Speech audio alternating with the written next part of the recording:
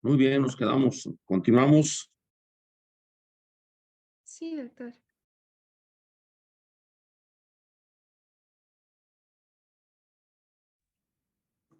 Sí, buenas noches a todos. Bueno, pues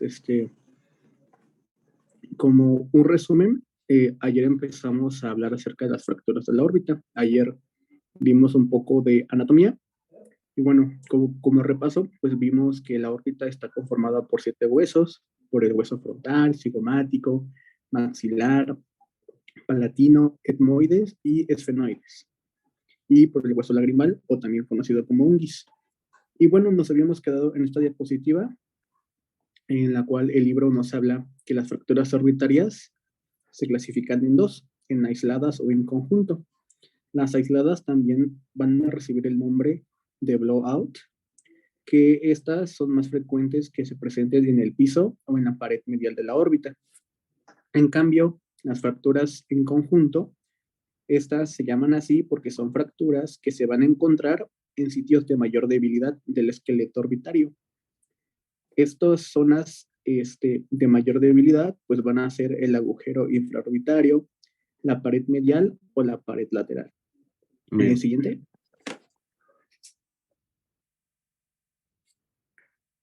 Bueno, ahora vamos a hablar específicamente de la fractura de piso orbitario. Pues estas fracturas van a resultar de un impacto sobre el ojo. Las paredes que son más propensas a tener este tipo de fracturas va a ser la pared interna y la pared inferior. En la pared interna en un 20% y la pared inferior en un 80%, siendo la más delicada la pared inferior.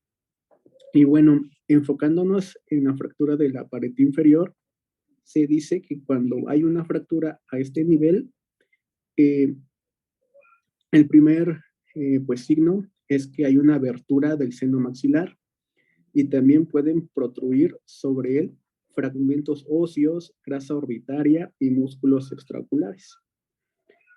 Siguiente. Bueno, el diagnóstico. Pues el diagnóstico se va a realizar por la sospecha, se sospecha por la presencia de hemorragia subconjuntival, edema y equimosis, que recordemos que la equimosis pues va a ser una lesión subcutánea de tamaño variable, que va a estar caracterizado por depósitos de sangre que se acumulan en los tejidos cercanos al área afectada. También se diagnostica por la aparición de diplopia, que la diplopia va a ser una alteración visual que consiste en la percepción de la visión doble. Aparte de estos signos y síntomas, también el paciente va a tener dolor en los ojos, hinchazón y dolor de cabeza. Bien. Y para valorar la magnitud del daño, pues se van a implementar los estudios de imagen. El libro marca que el gold estándar para diagnosticar es la tomografía computarizada del macizo facial o de órbitas, cuando el trauma es aislado y localizado. O localizado. Siguiente. Bueno, el libro también nos menciona las indicaciones para operar fracturas de órbita. Bueno, la primera indicación es que la fractura condiciona atrapamiento del contenido ocular, como grasa, músculo o periórbita. 2, que ocasione diplopia. Y como ya lo habíamos visto, pues esta va a ser una alteración visual, ¿no?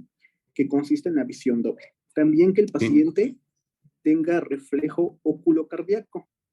Este reflejo pues va a provocar que el paciente tenga datos de estimulación vagal cuando éste mire hacia arriba. Como número 4, vamos a tener que haya fragmentos óseos que lesionen el nervio óptico. Como número 5, vamos a tener que el paciente presente deformidad del reborde orbitario. Y como número 6, que haya desplazamiento del globo ocular. Muy bien. Sí, siguiente. ¿Sí vieron mi ojo ahora que yo me lastimé? Sí, doctor. Sí, doctor. Yo tuve del lado, de la parte externa tuve como le dice la gente, despostillado, tuve una pequeña lesioncita, una pérdida del reborde orbitario, Y anduve con mi maquillaje, le digo, con mi moretón todo el tiempo, ¿no? Y exactamente el estándar de oro es la tomografía, ¿no? O sea, yo quedé tranquilo cuando vi que nada más fue una pequeña muesca y no hubo problema además con el resto del ojo, ¿no? O sea, la cuestión de las órbitas son claves para las fracturas de macizo orbitario. Porque si se lesiona una órbita y se pierde el piso, el ojo se cae, se hunde.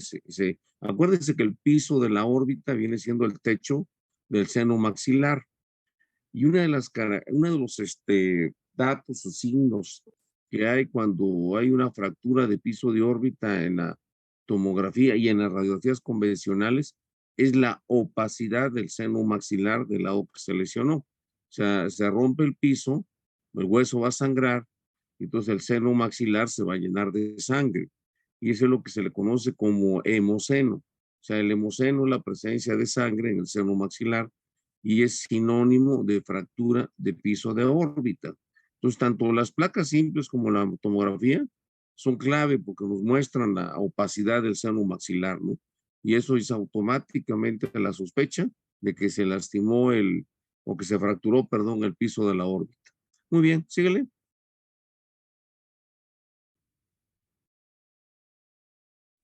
Bueno, como tratamiento, el libro menciona que hay un manejo inmediato, el cual consiste en aplicar un ungüento oftálmico con antibióticos en la conjuntiva y algo muy importante es que se ocluya el ojo. El tratamiento pues va a ser una reparación quirúrgica del piso de la órbita. El libro menciona que hay dos tipos de abordaje. Cuando las fracturas están presentes en el reborde orbitario o en el piso, se va a realizar la incisión subciliar o transconjuntival. Y otro abordaje es el abordaje sublabial en casos de conminución intensa del piso, como el abordaje Cadwell-Loop, que también ya el doctor lo había mencionado. Y bueno, este Ah, abordaje consiste en la apertura de los senos maxilares a través de una incisión realizada bajo el labio superior. Y pues su ventaja es que nos brinda una mejor área para pues, realizar esta intervención quirúrgica. bien, Y bueno, esto sería todo de fractura orbitaria. bien, sí.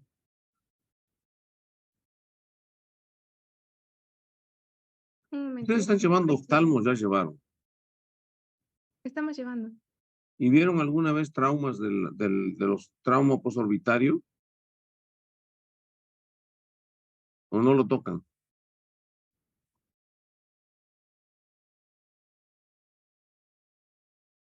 Sí, Sí, sí, sí ¿No? sí. lo vi, sí, sí lo vimos. Sí, digo porque es una parte que casi siempre se comparte con oftalmo, ¿no? O sea, es una área que es común entre el oftalmólogo y el otorrino y también casi siempre se maneja en forma combinada, ¿no? O sea, eh, debe de entrar el oftalmólogo. Obviamente cada área cuida su espacio, cuida su lugar, pero los mejores resultados son cuando se logra combinar, o sea, las dos especialidades, ¿no? Muy bien, vámonos con lo que dicen fracturas del seno frontal. Sí, bueno, ahora ya este es el último subtema de los traumatismos craneofaciales y vamos a ver rápido este tema que es un poco corto. Entonces, se me está saliendo. Josmar, ¿crees que puedas proyectar? Se cerró esto, creo. Estás enamorada, Lili, puros corazones.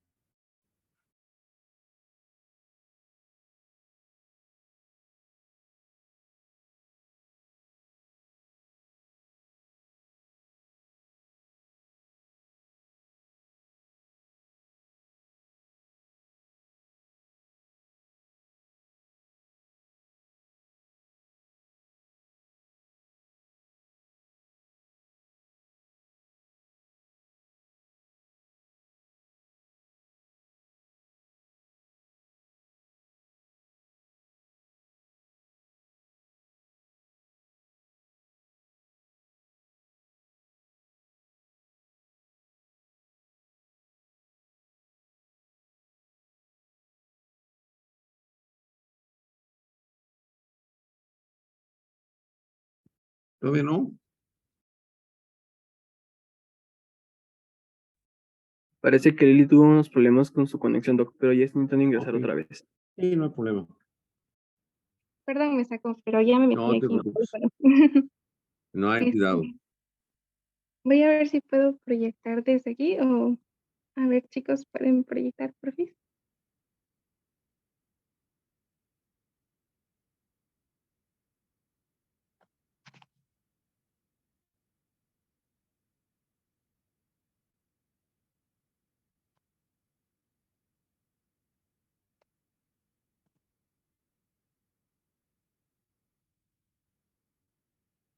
Ok, bueno, como les comentaba, este es un tema un poco rápido. Vamos a Ujú. hablar de las generalidades. Este tipo de fracturas se suele dar sobre todo en personas adultas. ¿Le puedes regresar, por favor, a las generalidades? Se da sobre todo en personas adultas porque normalmente la neumatización de este seno frontal pues no se va a dar hasta después de los 15, 18 años, como ya lo habíamos visto en la anatomía.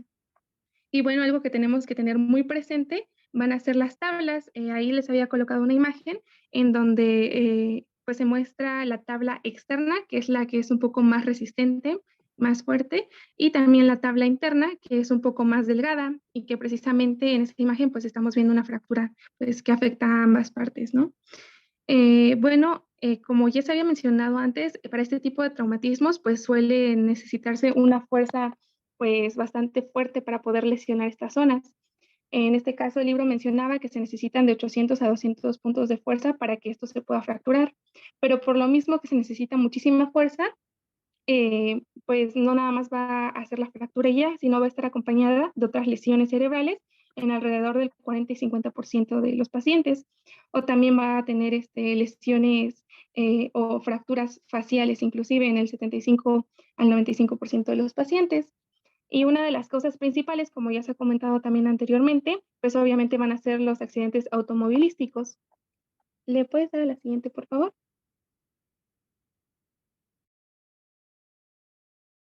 Gracias.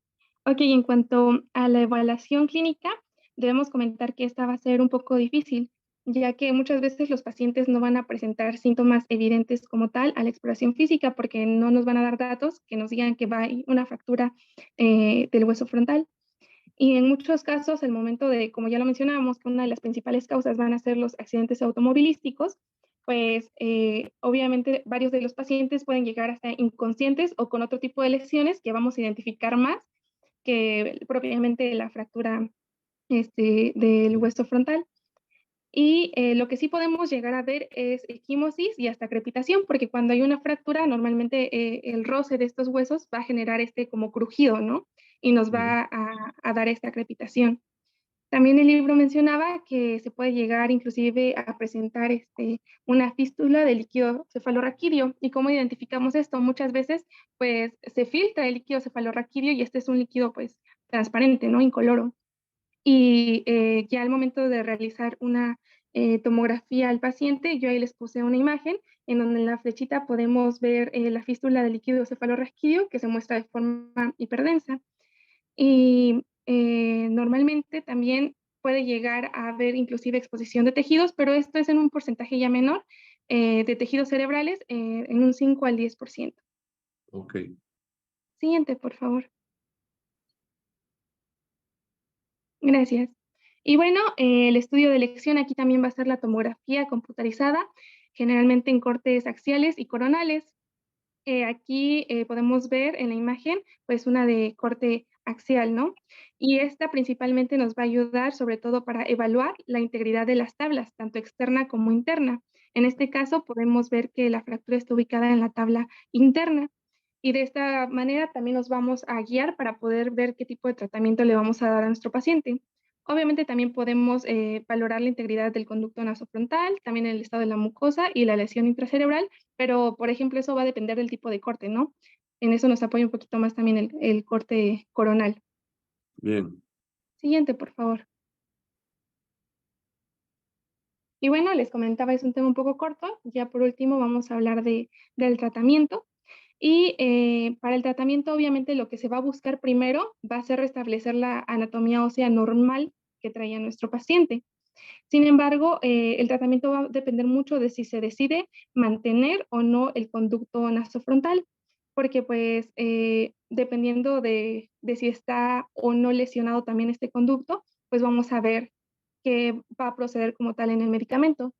Por ejemplo, si el libro presentaba dos situaciones. La primera es que si la tabla externa, que es la que ya mencionamos que es la más resistente, llegue a estar fracturada y el conducto se encuentra íntegro, entonces el conducto se va a mantener, pero sí vamos a desfuncionalizar el seno.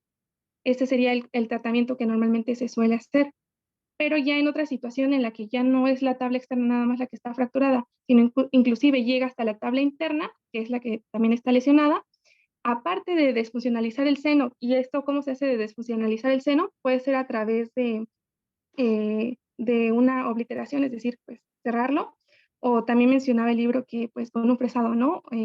Con las fresas se llama el instrumento, que vamos a empezar igual a tallar, porque en esta parte no nada más se va a desfuncionalizar, sino también se va a retirar la tabla interna. Entonces, a través de con el apoyo de las fresas, vamos a empezar a ir retirando un poco de hueso hasta retirar la tabla interna. Y esto se hace pues para que ya quede en su totalidad neumatizado el seno frontal. Y normalmente estos son los dos tipos de tratamientos que suelen pues resolver la mayoría de los casos en las fracturas de tipo frontal. ¿Por qué piensa que se tengan que desfuncionalizar el seno? Pues precisamente para que ya no haya mayor riesgo, por ejemplo, de que se genere fístulas. También mencionaba el libro que porque puede ser que se genere una infección a través del conducto por bacterias. De hecho, ese es el riesgo. Acuérdense que el seno frontal a través del conducto va a drenar al meato medio. ¿Se acuerdan que decíamos que el meato medio es el que más importante porque drena el maxilar, drena los etmoidales anteriores y drena el seno frontal? Entonces, a través del conducto se va a tener una comunicación con la nariz. De hecho, vamos, como dicen a veces, se lesiona la tabla interna y al lesionarse la tabla interna va a tenerse una comunicación con el espacio subaracnoideo y a través de eso con la cavidad craneana.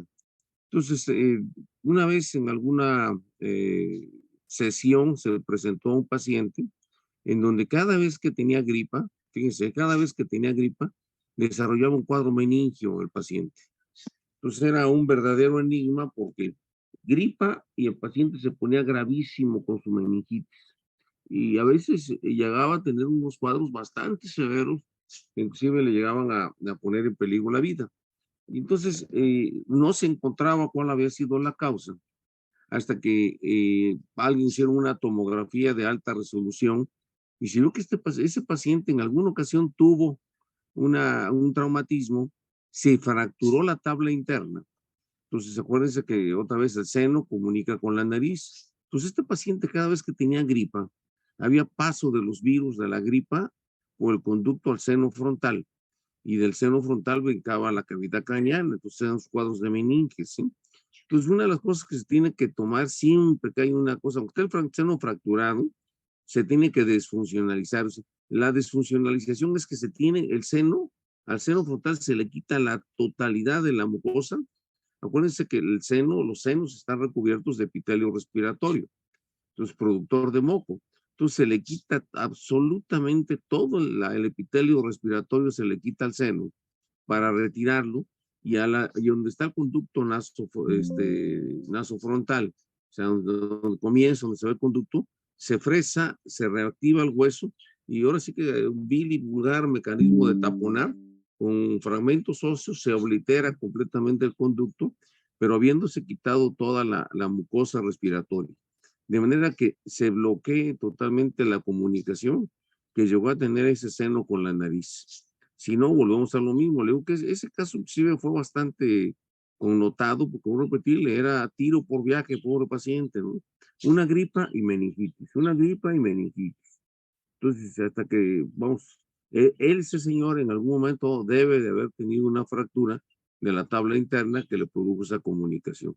Entonces, es obligado. Entonces, eso de desfuncionalizar el seno, ya vieron la cicatriz ahí que tiene el paciente en la izquierda ya posoperado. Es una cirugía grandotota, es una cirugía enorme, desde el punto de vista de tiempo, de quitar todo. Más o menos estamos hablando entre 6 a 8 horas de pura cirugía, ¿eh? En poder desfuncionalizar el seno. Muy bien, Lili. ¿Qué más tienen?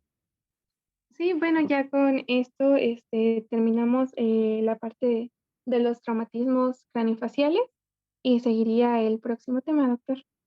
Bueno, entonces, resumen, o sea, una cosa que también es importante, siempre que hay este tipo de problemas, ¿se acuerdan cuando hablamos de nariz que dijimos que debemos que diferir muchas veces el procedimiento hasta que no se edematiza y que la piel esté en condiciones de ser trabajada? En los traumatismos craneoencefálicos se sigue la misma política, ¿eh? Vamos, si el traumatismo sí nos produjo heridas, o sea, vamos, si hay lesión expuesta, si hay una fractura expuesta, se aprovechan las heridas para hacer los procedimientos de osteosíntesis, o sea, colocar las mini placas o bien alambrar los huesos, o sea, lo que se tenga a la mano de manera de hacer, pero siempre y cuando hay una herida que permita el acceso ya creado, ya hecho. Ahora, si no tiene lesión aparente de herida, pérdida de continuidad, pero otra vez hay edema, tiene uno que esperar. Tiene uno que esperar a que el paciente se desedematice para poder dar el éxito o fracaso de una cirugía de este tipo va a depender de las condiciones de la piel. O sea, la piel es el órgano por cual se va a acceder. Entonces, si trabajamos en una piel equimótica, edematizada, ahora habitualmente a veces machacada, se acuérdense que el traumatismo es un aplastón y ese aplastón puede producir zonas isquémicas. Entonces vamos a trabajar con una piel isquémica, una piel contundida, pues tiene uno que esperar. Y aquí a veces hasta una semana se lleva uno en espera de que el paciente desedematice. La misma situación que con las fracturas. Se le tiene que explicar a los familiares de los pacientes o al mismo paciente, si está consciente, que no es retardo en la atención, que al contrario, que es lo ortodoxo y que lo que se busca es el máximo beneficio o buscando pues los máximos de seguridad, buscando obtener los mejores resultados. Entonces, vamos, esto es importante porque voy a repetirle, mucha gente dice, bueno, ¿y por qué no de inmediato? No, que hay que esperar. Hay que ver las condiciones en las cuales se encuentra la piel. ¿Sí está claro? Sí, doctor. Anteriormente se usaban, bueno, en mi época de formación de residente, y mucho del trauma facial, por ejemplo, tanto en el seguro como en el ISSSTE, lo maneja la cirugía maxilofacial, que son los dentistas.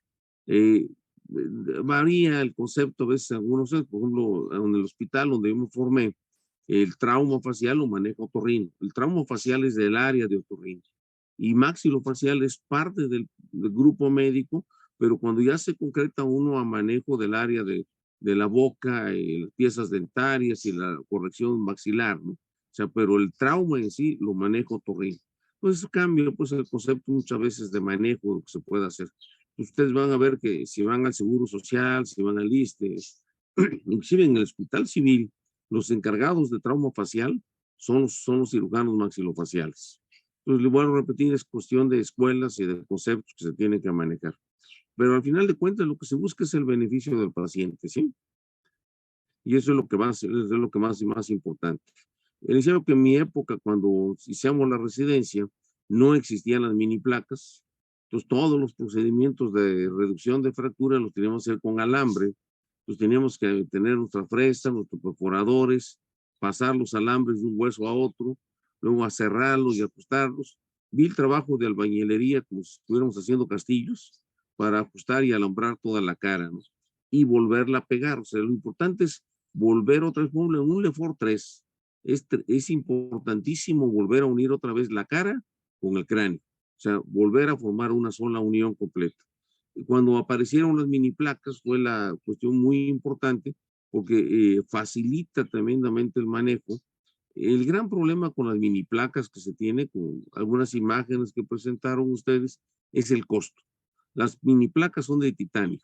Son plaquitas de titanio, el titanio es caro, el equipo con el cual se maneja eso también es especial, son tornillos de 3, 4 milímetros de largo y el espesor, porque acuérdense que no puede atravesar uno un hueso de la cara, del seno, por ejemplo, la pared anterior del seno cuando mete unos tornillos, pues es un hueso que es de 2, 3 milímetros de espesor. Todos los tornillos tienen que ser de ese tamaño. Las mini placas son 4, 5 milímetros a veces en algún lugar. Las grandes placas las usamos en los maxilares, que son los huesos de resistencia, de fuerza, de volver a tener otra vez mordida de la superficie que se debe de manejar con contacto permanente. Entonces se va usando cada vez más. En el piso de la órbita se mete una cosa que es la malla. Usamos una malla de titanio que hace para sostener el piso, para volver a reformar el piso y sostener el globo ocular. Entonces sí se pueden hacer reconstrucciones grandes, intensas, extensas. Hacen un Robocop completo con los pacientes, pero se obtienen magníficos resultados. El problema es el costo. El costo es lo que a veces encarece mucho este tipo de procedimientos. Pero se hace en todos los hospitales, ¿eh? Todos los hospitales tienen equipo más o menos para manejar esto. Muy bien. ¿Alguna pregunta, alguna duda de esto? No, doctor. No. Muy bien, ¿qué siguen? Bueno, Sigue en desviaciones septales. sí, está ¿Mande? bien.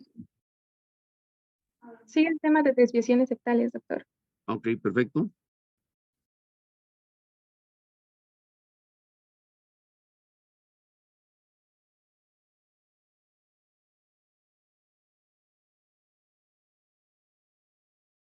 ¿Ya comparten la pantalla, doctor?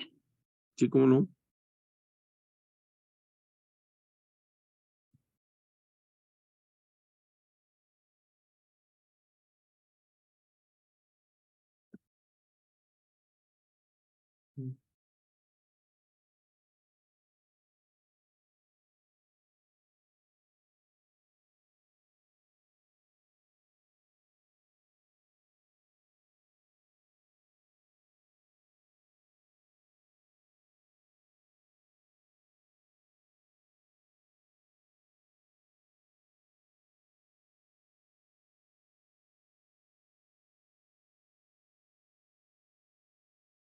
Sí, bueno.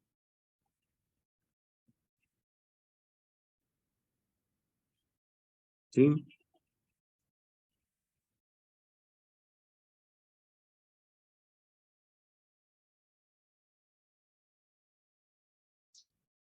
Híjole, pero ahorita sí no pudiera, fíjese, ahorita en este momento, porque inclusive,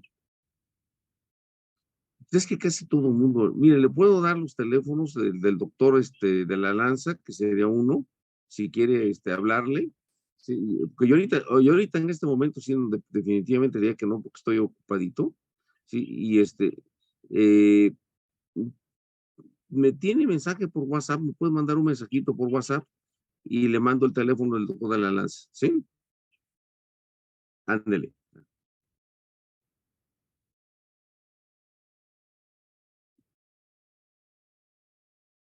Ya, me están hablando para ir a sacar un animal de la nariz para que vean. Ya vamos, Doc. Es que tenemos un poco de problemas. No, le digo que estaba yo contestando el teléfono, sé yo que me están hablando, si no voy a sacar un animal de la nariz, pero ahorita no.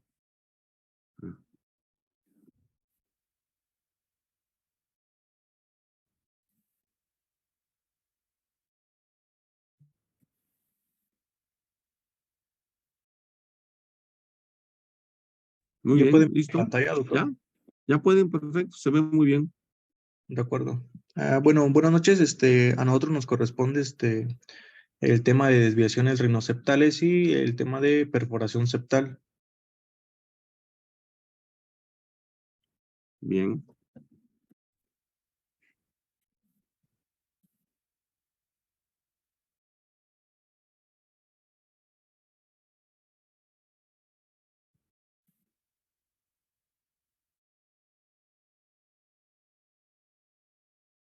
Muy bien, síguele.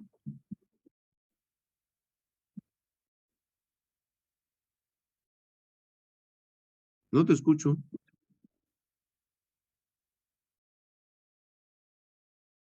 Perdón, ¿no tiene sonido? Creo que están teniendo problemas Ya, con ya. su audio. Ah, ok. Bueno, como manera de introducción, tenemos que recordar que pues, nuestra nariz va a ser una estructura de proyección, la cual pues está situada en el centro de la cara. Esta estructura pues es susceptible a traumatismos frecuentes y tiene tres componentes. Uno de ellos es el marco, el soporte y la cubierta externa. Bien.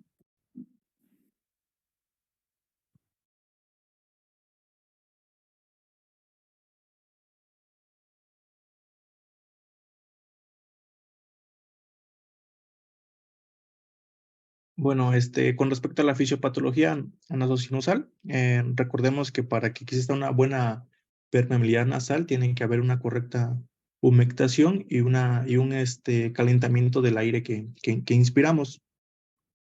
La hipoventilación nasal, que puede ser de manera funcional o orgánica, local o refleja. Y bueno, si la obstrucción es expiratoria o inspiratoria, transitoria o duradera, puede ser parcial o total, unilateral o bilateral. Los factores más importantes para que ocurra una hipoventilación, pues pueden ser factores estructurales, como es el caso de la desviación del tabique o deformidades de la pirámide nasal. Igual interfieren procesos inflamatorios o infecciosos, afecciones inflamatorias pues de diversas causas, una hipertrofia de cornetes, pues, etcétera. Acuérdense que hablamos mucho de, cuando vimos anatomía, fisiología, de lo que es el ciclo nasal, ¿no? Es con la congestión y descongestión de los cornetes. Y quedamos que el tabique está en medio y el tabique es el punto en donde cuando contactan los cornetes con el tabique es cuando terminan la expansión y entra el mecanismo reflejo de vasodilatación, vaciamiento de los cornetes, se regresa y comienza del otro lado. Entonces, una desviación septal, como lo dice acá, una desviación septal no nos va a afectar. Fíjese bien, una desviación septal puede no afectar la estética de la nariz. O sea, el tabique puede estar cargado completamente hacia un lado, hacia el otro, afrutado, angulado, pero, vamos otra vez, la nariz puede estar perfecta y completamente central. ¿Sí? Muy bien, síguele.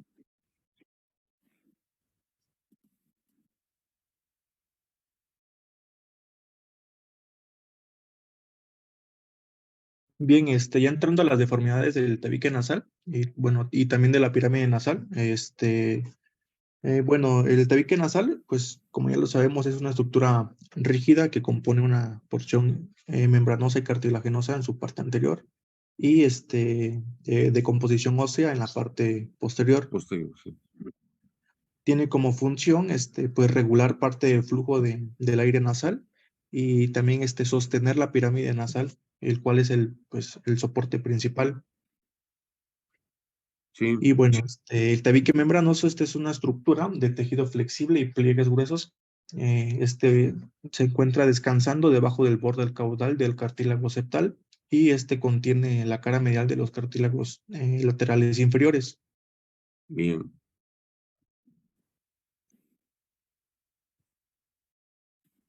Y bueno, las desviaciones septales, pues estas son alteraciones de la orientación de los planos, ya sea horizontal o sagital del tabique. Y estas son consecutivas a las inflexiones de la lámina osteocartilaginosa, a una luxación del cartílago cuadrangular del bómer y la lámina perpendicular del etmoides. Estas desviaciones pueden dividirse en congénitas o adquiridas. Y en las adquiridas entran las deformidades traumáticas, que estas van a depender de la dirección del golpe y también de su intensidad, ¿no? De la potencia de este golpe. Y estas pueden afectar en un plano lateral o en un plano frontal, pues la desviación septal. Sí.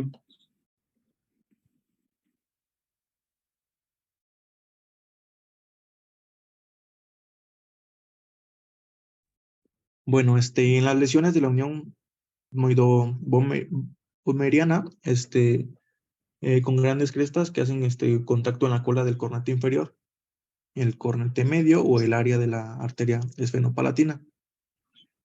Estas van a ocasionar cefalea, rinitis vasomotora y neuralgia. Y en raras ocasiones existen deformidades congénitas como las aplasias del tabique, la proboscidea o la birrinia. Estas van a ser pues Son congénitas. excepcionales, realmente. Son excepcionales. Muy bien. Síguele.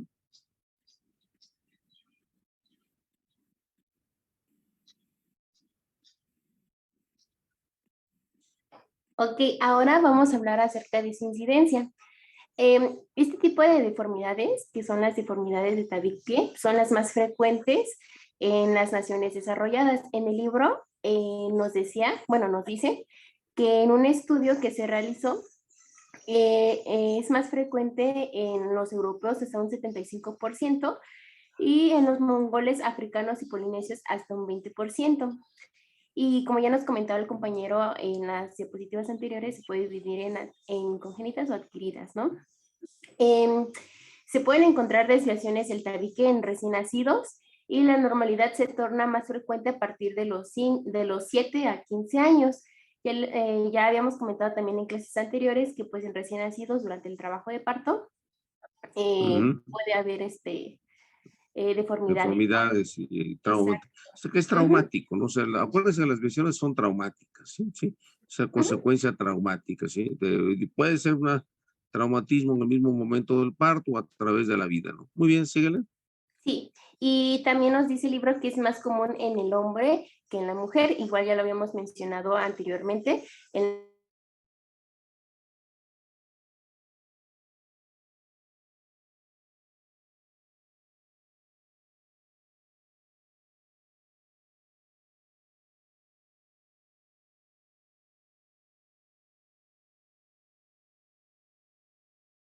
Muy bien.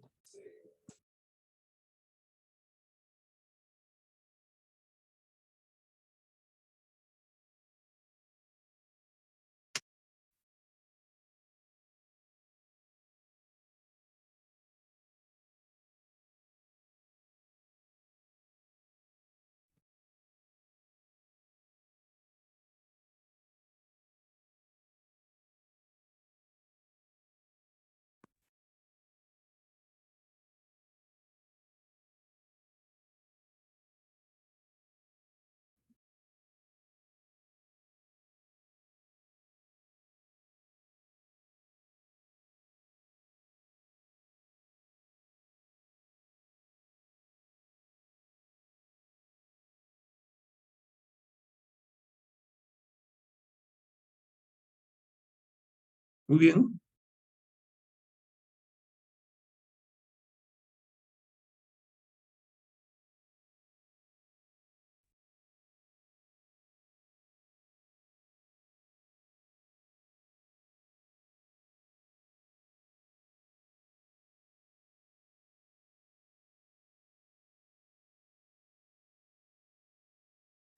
Sí, Muy siguiente, por bien. favor. Sí, cómo no, seguimos. Ahora, en cuanto a su clasificación de las desviaciones septales, tenemos 4 principalmente. Tenemos la desviación septal por inclinación, la desviación septal en forma de C, que esta puede ser anteroposterior o también cefalocaudal. Tenemos la desviación septal en forma de S, que al igual que la C puede ser anteroposterior o cefalocaudal, y la desviación septal localizada. Siguiente, por favor. No, regrésate tu diapositiva. No, todavía no te cambies. Ahí, por ejemplo, tienes una desviación completa cargada hacia el lado izquierdo. Entonces tienes una fosa nasal del lado derecho muy amplia y una fosa nasal del lado izquierdo demasiado estrecha. Entonces, eso obviamente te va a alterar todo lo que es el funcionamiento del ciclo nasal. Muy bien, síguele. Sí, siguiente, por favor.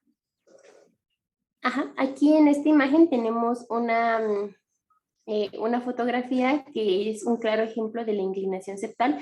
Podemos ver en la imagen cómo está inclinada en la forma de la nariz, Sí. ligeramente, y esta es un claro ejemplo de la inclinación septal, que es una clasificación de este tipo de desviaciones. Ok. Siguiente, por favor. Ahora aquí tenemos una desviación de tipo en forma C. Podemos ver claramente en la nariz cómo está como que con forma de la letra C. Al igual Bueno, el tabique. Fíjate, Ajá, el tabique. tienes la tomografía, en las dos imágenes superiores de tomografía, el tabique está completamente en forma de C. Pero si ves la pirámide de la nariz, no es una nariz que esté desviada. ¿Sí? Entonces, la nariz, si la pirámide nasal está centrada, está bien, pero el tabique es el que está afectado, ¿sí? Muy Exacto, bien. sí, en las imágenes superiores, las dos que tenemos arriba, se ve en forma de C, pero no se ve desviada totalmente la nariz. No, la Siguiente. pirámide se ve centrada, se ve, Ujú, no se ve chueca la pirámide. Muy bien, síguele. exacto. Siguiente, por favor. Aquí tenemos igual en forma de C, pero la anterior era anteroposterior, este es cefalocaudal y es igual que podemos tener este tipo de desviaciones. Como podemos ver en la imagen, es una desviación en forma de tipo C, igual no se ve muy No se desviada. ve muy, pero aquí sí se ve la pirámide, aquí la pirámide sí se ve un poco cargada hacia la izquierda. Muy bien, Exacto. síguele. Ujú, ujú. Siguiente, por favor. Y aquí tenemos una desviación en forma de S.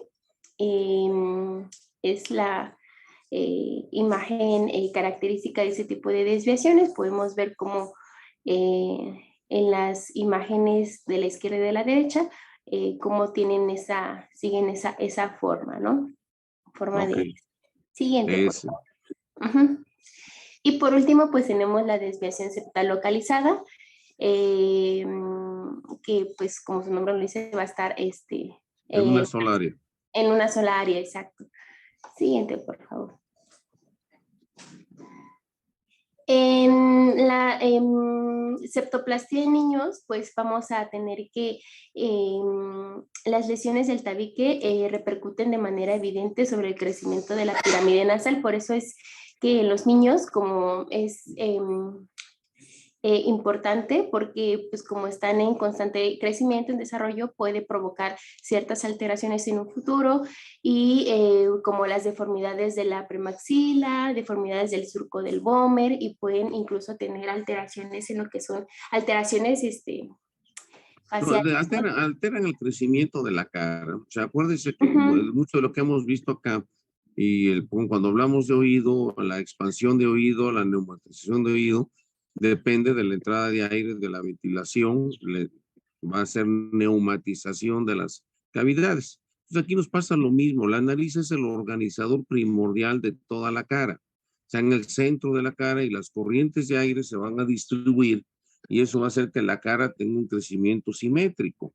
Entonces, cuando hay una desviación en un pequeñito, vamos a tener crecimientos de la cara en forma desigual.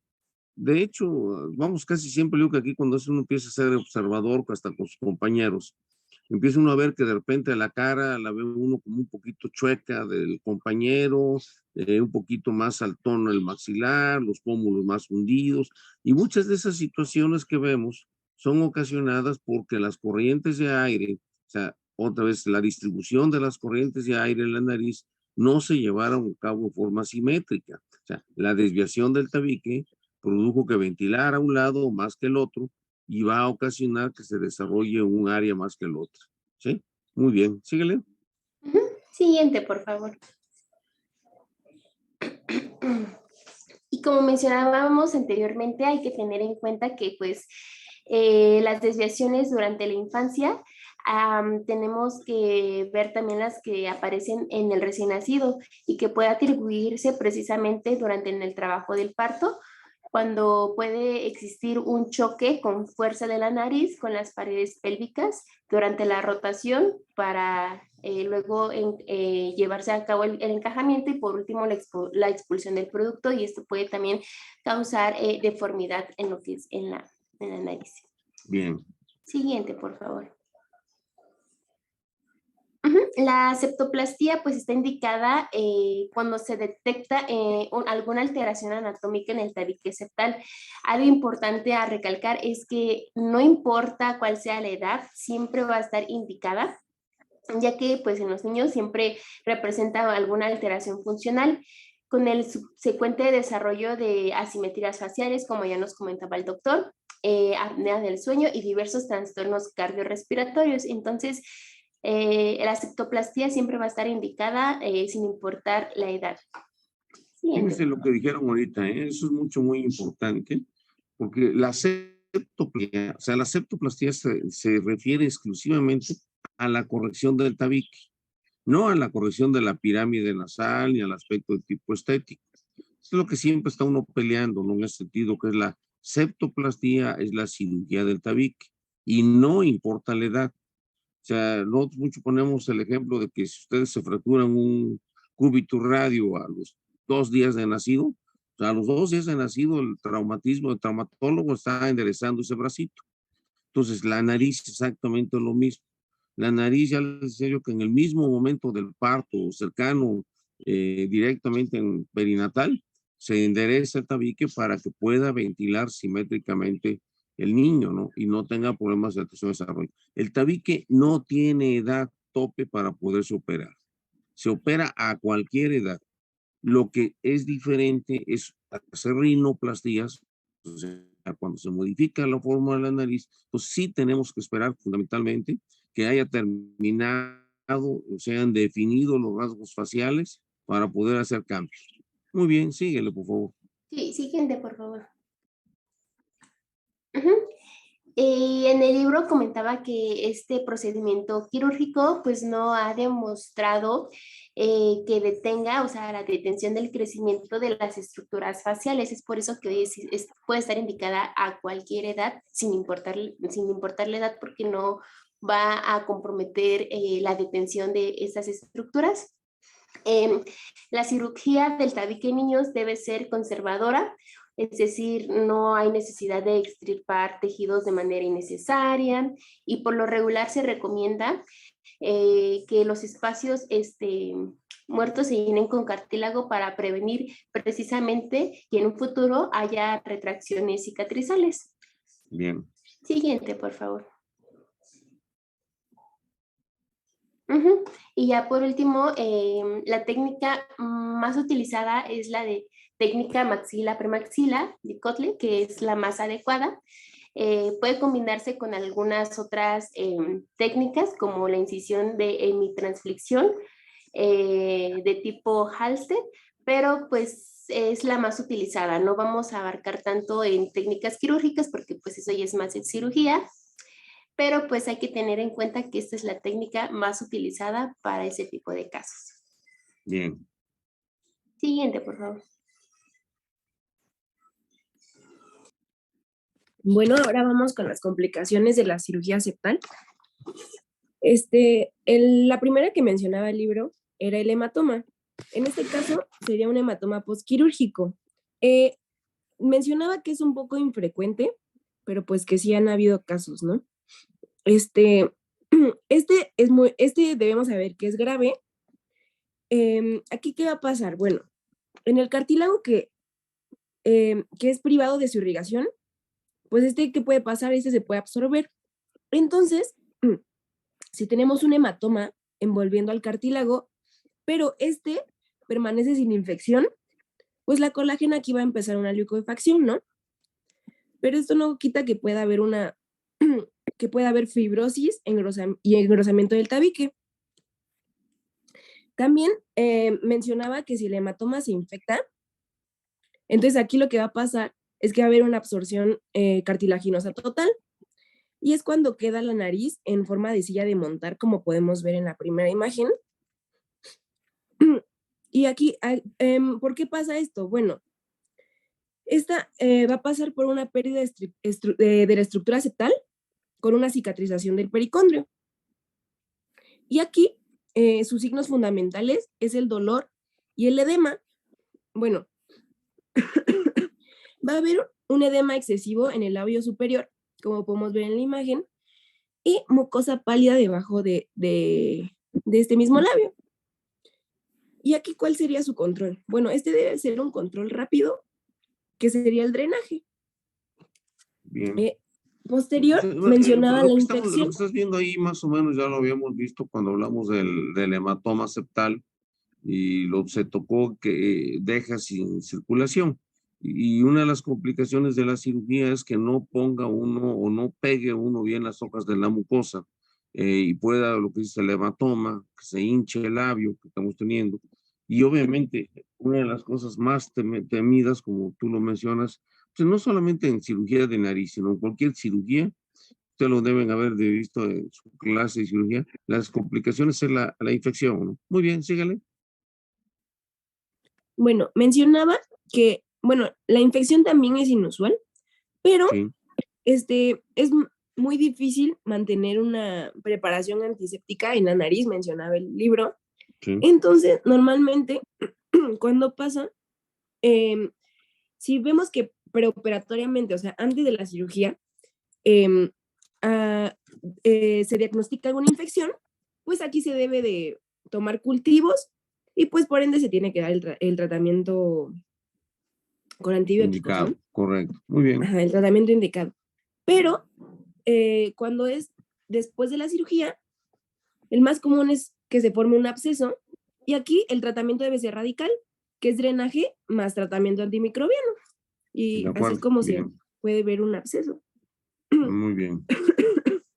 ¿Andas También, mala? ¿Estás enferma? sí, por eso no he ido a la escuela. Estoy con gripa. Sí, Muy bien. ¿No te has también, hecho una prueba COVID? no, pero no, Háztela. porque yo creo que sí No, tengo COVID. no tienes. Es que Sí, estás jalando aire, se te escucha con aire que estás jalando con dificultad. ¿Sí? Entonces sí valdría la pena que te hicieras tu pruebita. Muy bien. sí, sí. Síguele. Y posteriormente tenemos el sangrado.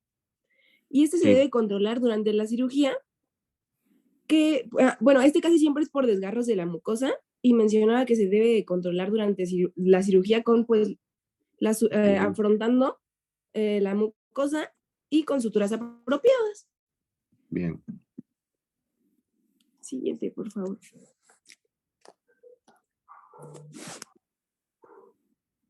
Bueno, después tenemos la obstrucción nasal. Aquí, esta se va a vincular con una formación cicatrizal o hipertrofia de cornetes. A la cicatrización se le puede llamar sinequias intranasales, que son las que podemos ver en la imagen. Y estas, mencionaba el libro, que se pueden corregir. Sí. Ya que estas sinequias pues van a dificultar el paso del aire desde la fosa nasal donde estén las sinequias. Y el tratamiento es colocar una placa de plástico entre el tabique y la pared nasal. Para que Después cicatrice y tenemos, no se vuelva a formar. Muy ajá, bien. después tenemos la perforación septal, que esta normalmente es causada por desgarros de la mucosa.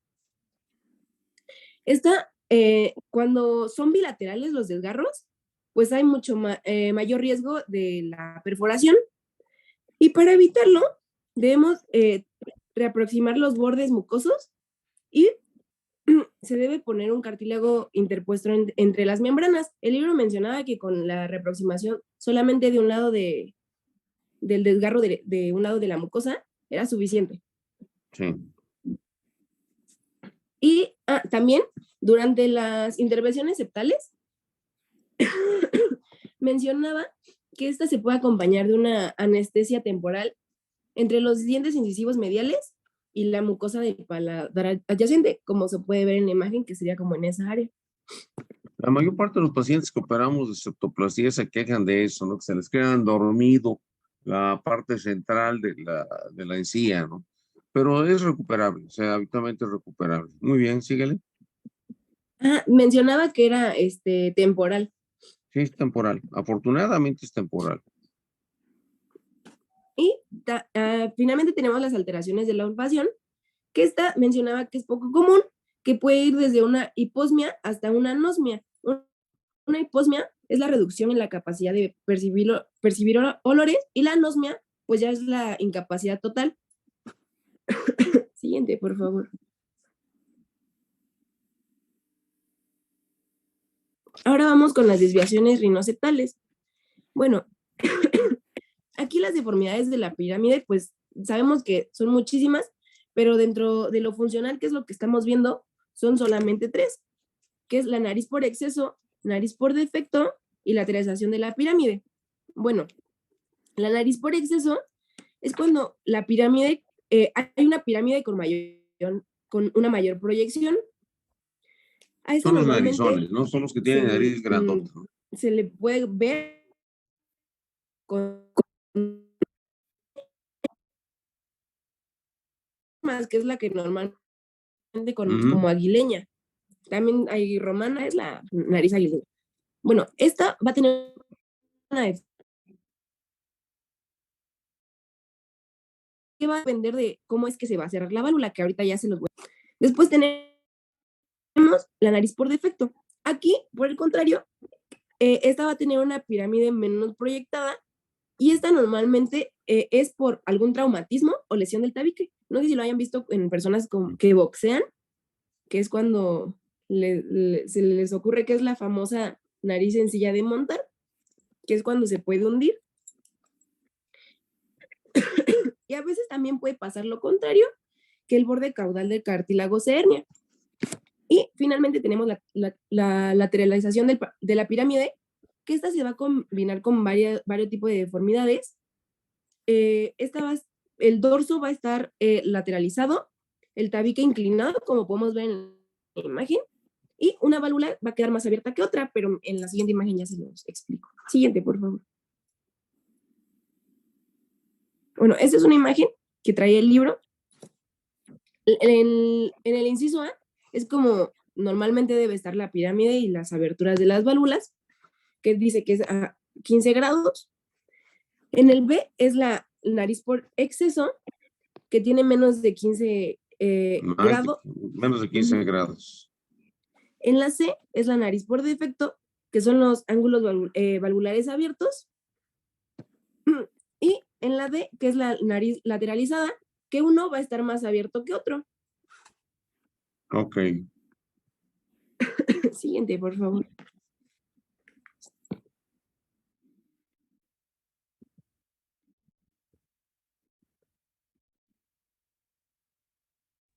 Muy bien, ya como último, solo vamos a abordar lo que es el tratamiento de la punta nasal. Y bueno, tenemos que tener en cuenta que el objetivo de este tratamiento pues va a ser construir una punta nasal. Esta punta nasal tiene que ser estable, tiene que estar bien definida y tiene que ser proyectada de una manera adecuada. Aquí es importante tener en cuenta esto de la proyección, que es lo que se busca en este tratamiento, ¿no? De mantener una proyección adecuada de la punta nasal. También tiene que respetar la base de la nariz. En este tratamiento tiene que respetar en la forma anatómica normal, que es de forma triangular, y tiene que existir una correcta armonía con el resto de de la cara o de las estructuras faciales. Bien. Este tratamiento va a ser un tratamiento individualizado, ya que va a depender mucho del tipo de paciente que estemos tratando. También va a haber una pequeña variación si es un paciente de sexo masculino o si es una mujer. Bueno, este tratamiento constituye un aspecto cosmético muy demandante, o sea que no va a ser un tratamiento para la funcionalidad, sino que va a ser un tipo estético, exactamente. estético cosmético. Muy bien. Aquí es importante, como ya lo mencioné, tener siempre en cuenta la proyección, ya que esto va a ser algo clave para que sea un tratamiento exitoso. Bien. En ocasiones van a haber situaciones que existen deformaciones similares que van a tener modificaciones diferentes. Esto porque depende de la relación que hay entre las demás estructuras faciales o de de la relación con la nariz. Bien. También va a depender de la posición que se encuentre en los cartílagos laterales inferiores o los accesorios del marco de la punta nasal. Para tener en cuenta, ya que les he hablado mucho sobre la proyección de la punta nasal, esta proyección es la distancia desde la base alar hasta los puntos de definición de la punta nasal en una proyección lateral. Es decir, cuando tenemos al paciente de perfil.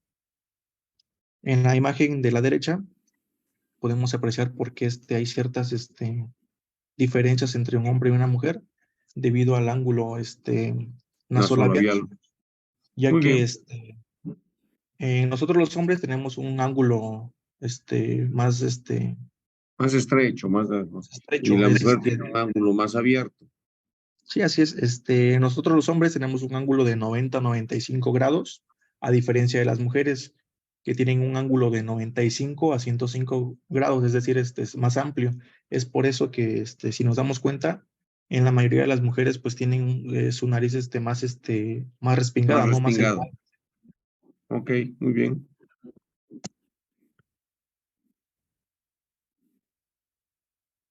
Bueno, creo que ya es la media. ¿Ustedes tienen clase? Nosotros ya no. ¿Los dos grupos o el otro grupo sí tiene clase? No, doctor, hoy no. Ah, bueno, entonces ¿quieren seguirle? Le seguimos, no hay problema, ¿sí? Sí, en 5 minutos ya lo termino. Ok, perfecto, no le seguimos. Bueno, según la literatura, Shane dividió los cartílagos laterales inferiores en 3 cruras, ¿no? La crura medial, la crura media y lateral. Bueno, algo que se me olvidó agregar aquí es el ángulo de divergencia, ya que este ángulo es el que nos va a dar los diferentes tipos de punta de la nariz. Como podemos apreciar aquí en la imagen de la derecha, hay diversos tipos de punta de nariz. Podemos apreciar la nariz normal, la nariz de tipo bulbosa, la forma de caja y una punta de nariz puntiaguda. Igual aquí en la imagen de la izquierda, en los cuadros del centro podemos apreciar en la parte superior la punta de nariz derrotada, o que hay una ausencia de la proyección nasal. Esta es, como comentó mi compañera anteriormente, vulgarmente conocida como nariz aguileña. Ujú. Y en la parte inferior es todo lo contrario, ¿no? Aquí es una punta hiperrotada, es decir, que hay una mayor proyección de la nariz. Son una nariz pues más elevada. De acuerdo. Y ya con respecto a esto, vamos a tener que elegir la técnica quirúrgica que se adapte a nuestro paciente. Dentro de Pues estas, de hecho, acuérdense que ya les había yo comentado que en un momento dado lo que es la cuestión de tipo estético es una cirugía que es prácticamente o casi siempre a petición del paciente, sea hombre, sea mujer. O sea, no hay un patrón, o sea, específico de manejo. O sea, está muy bien lo que estás presentando porque es lo que se hace, pero más o menos son las técnicas que se tendrían que hacer para hacer cada tipo de nariz. Pero esto siempre va a ir en relación a la petición, a la solicitud del paciente, ¿no? O sea, me ha tocado pacientes en un momento dado que tienen la nariz totalmente, como tú dices, ahí con punta derrotada, una nariz aguileña, y viven felices con su nariz. Es más, no se les debe de tocar y no quieren que se les toque. Y otros pacientes que tenemos, acuérdense que en la actualidad somos igual de vanidosos los hombres que las mujeres. Antiguamente o anteriormente siempre se mencionaba que la cirugía estética era más frecuente en la mujer que en el hombre, en lo que se refiere a nariz. O sea, en la actualidad es más el volumen de hombres que se opera que el de mujeres. O sea, quiere decir que los patrones que se tienen en la cuestión actual son los hombres los que buscan más el aspecto estético a veces que las mujeres. Pero eso es exactamente lo que tú estás mencionando, es lo que se puede hacer, es manejar los cartílagos, por ejemplo, de manera que uno los pueda jalar, que uno los pueda afilar, que uno los pueda reencontrar, que uno pueda cerrar la punta, o sea, se hacen todas las prácticas que quieran. Y eso, vuelvo a repetir, es a petición del paciente. O sea, es el que le dice, oiga, yo quiero que se me adelgace la punta, yo la tengo muy boluda la nariz, pues quiero que se me adelgace. Otros que no, yo quiero que me la respingue, yo quiero que me la hagan puntidita. O sea, es a petición del paciente. No hay un patrón específico. Esto es muy diferente, si ustedes lo vieron, a lo que acaban de exponer de la cirugía septal. La cirugía septal es centrar y diferentes técnicas y todo. El principio básico es buscar que el tabique quede central, que divida la cavidad nasal en dos áreas totalmente iguales. Aquí lo que estamos buscando es la cuestión de la mejora, entre comillas, desde el punto de vista estético. Y acuérdense que para lo que para unos es bonito, para otros no lo es tanto, o de plano no lo es. Entonces son los gustos tremendos que se tienen que satisfacer con esto. Muy bien, síguele. Así es, como ya lo comentó el doctor, esto es puramente estético, no tiene nada que ver con la funcionalidad de la nariz. Ya en las Y a técnicas, petición del paciente.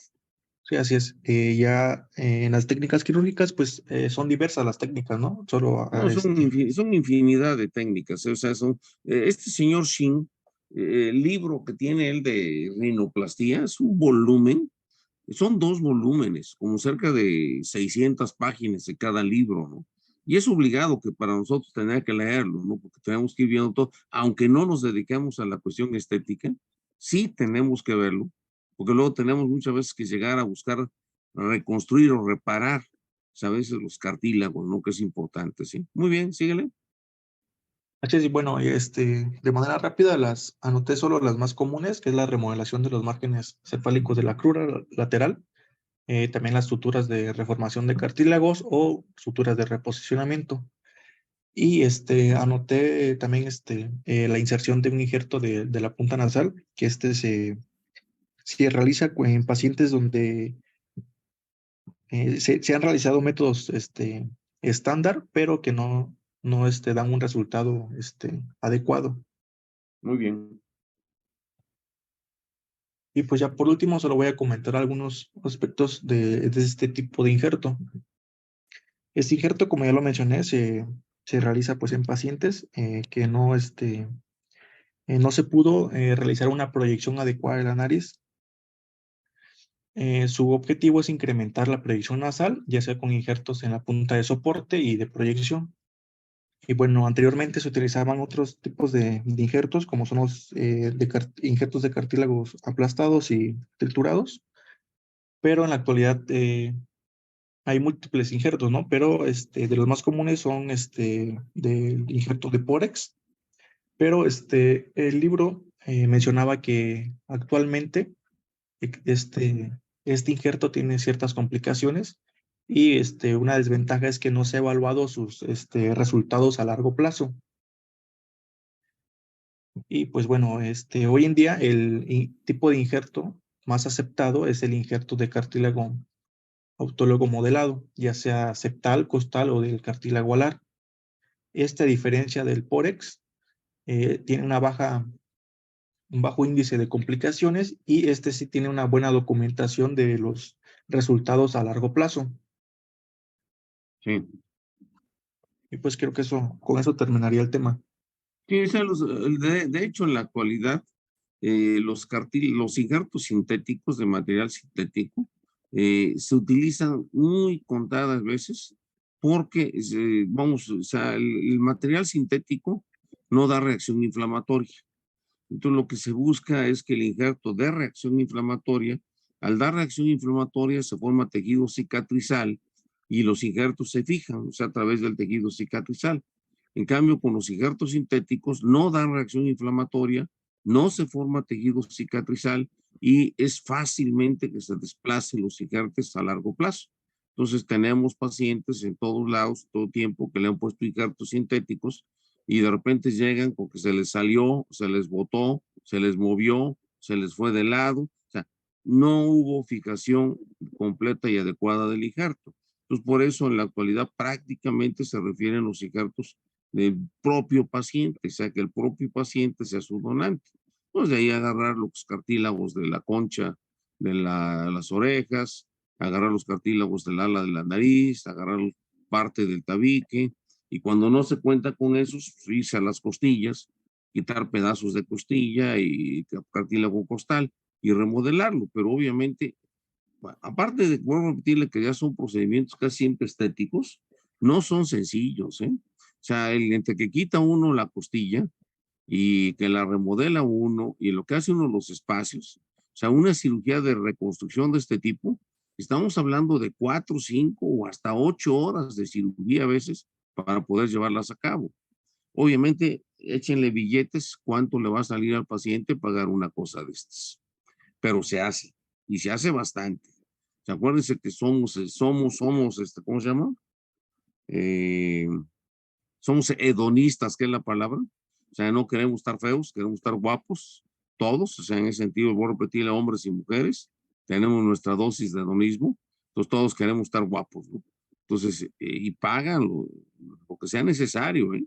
O sea, yo en lo personal, yo ya tengo bastante rato. O sea, nunca se me dio la cuestión de la cirugía estética así como tal. O sea, entonces me dedico o hago lo que es la reconstrucción, busco funcionalidad, sí me meto en algunas cosas de corrección y de punción, pero nunca les ofrezco a mis pacientes que les voy a dejar así preciosa la nariz, ¿ven?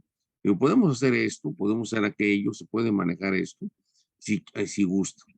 Inclusive a nivel privado, cuando empiezan a pedir así específicamente que quieren ¿sabe qué? Le recomiendo con tal cirujano, es bueno en nariz, tiene la facilidad, tiene las maniobras, y ahora sí que váyase con él.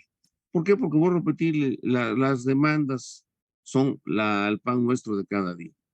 Y obviamente en los hospitales, ya les he comentado, los hospitales está autorizada la cirugía funcional, no está autorizada la cirugía de tipo estético, que es bastante solicitada. Muy bien puesto el tema, ¿eh? Muy bien, nos vemos mañana. Antes me olviden, tengo un desayuno mañana en la zona militar, o sea, me mandaron y casi para mí es obligado que tengo que ir. Entonces no nos vamos a ver en la mañana otra vez. Nos vemos en la noche, por favor, ¿sí?